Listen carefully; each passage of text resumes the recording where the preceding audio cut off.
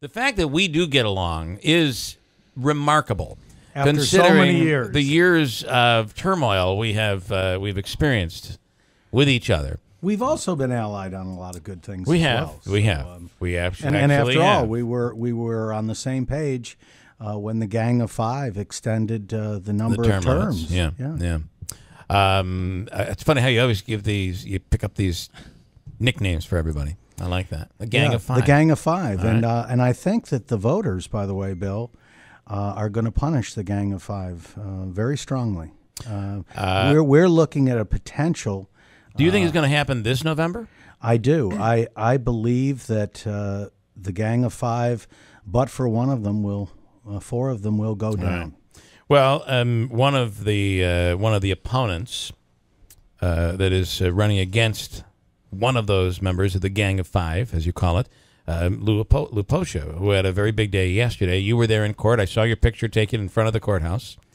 I was there in court. Obviously, Brett and I have a lot of interest in it because Lou was on our No Hospital Downtown line, and where the citizens of our community, both Utica and the county, never had an opportunity to vote on this thing, having a party line and having at least one candidate on it gives people a voice to go to that line and vote for Mr. Poccia and send a clear message that this community wants a voice in where this hospital goes.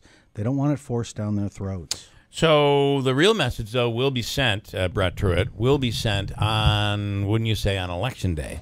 A judge making this ruling isn't really sending any message here. It would be the voters, right? To me, it sounds like it's in someone else's hands because I've been told multiple times, you can't stop this, it's happening. And even with the win yesterday, there'll be people to say that it doesn't have any meaning and it's just one district and you can't stop this. But I believe we need to stop it because it's the wrong type of development for that neighborhood. Of course, Jim and Brad are both really creators of No Hospital Downtown. We are. We're the co-founders. Here's what's interesting about the court case yesterday. You had Travis McNeil, who brought the allegations. Right. Is he the husband of the council member? I believe he is related in some way. Right.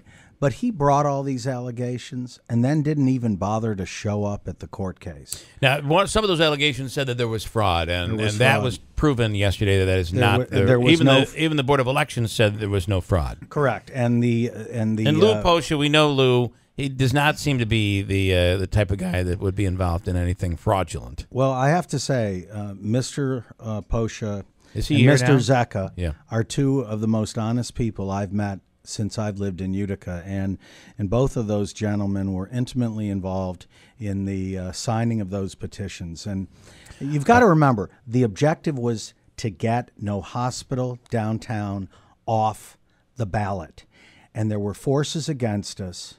And thank God we had a judge stand up and say no. I kind of let you go on here, so let me just be fair. Okay, be fair. I'm going to be fair. And don't you really feel that this was a candidate that was trying to prevent her opponent from having one more line on the ballot? I think you're reading more into it than as if this was some giant conspiracy to discredit your organization. Don't you just feel that it was her husband, if that is the case, who filed this, that it really would happen whether it was Hospital Downtown party line? Bill, when the County Board of Elections basically knocks out 40% of Mr. Poccia's signatures, that's a big number. And I can tell you quite a charge, though, against the Board of Elections. I'm going to go one step further. They did not expect No Hospital Downtown to fight this in court, right? Because they knew they would lose. I'm saying that is quite a charge to be making against the Board of Elections. I find it troublesome. Do you think they are the ones that were fraudulent here? Is that what you're implying? What I am saying, Bill, is it is troublesome when 40% of those signatures that were carried door to door by Mr. Poccia and Mr. Zecca were deemed by the Board of Elections as not legitimate signatures. I have a problem with that. I have to ask you, too, Jim. You have one candidate. Now, when you first came out, this is back to being fair. I mean, what's good for the goose When you It's first good for the gander. when Bill. you thank you for finishing that. I couldn't remember how it ended. It's gander, Bill. Oh Lordy. Okay.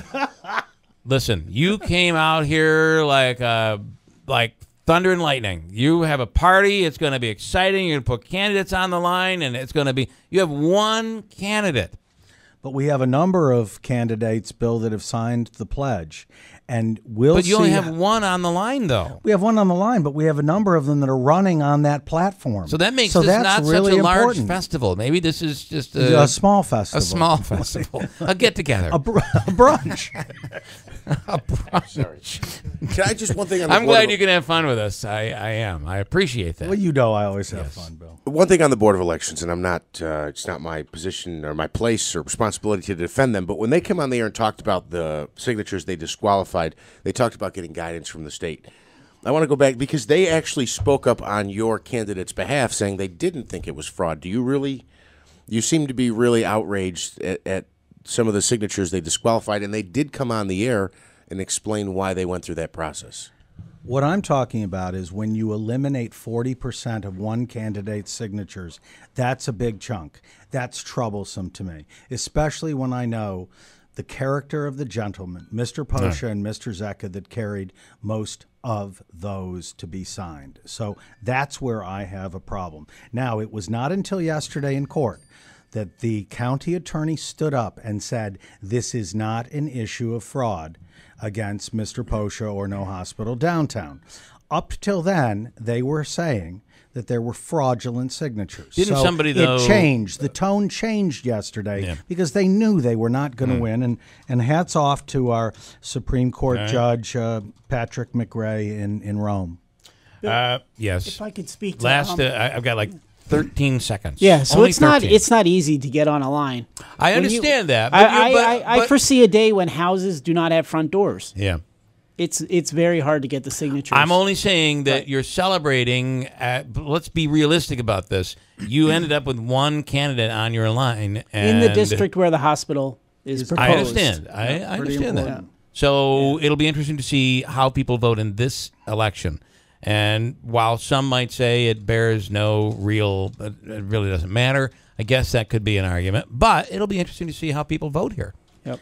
I think you're going to have a lot of interesting matchups, and I think right on that mic there, and Jim. I think the majority of those matchups are going to fall on the side of those that, one, oppose the Gang of Five, and two, oppose the hospital. Right. And I think we're going to have a lot of success election night, and the voters need to get out. They need to vote their pocketbook, vote taxes, vote control,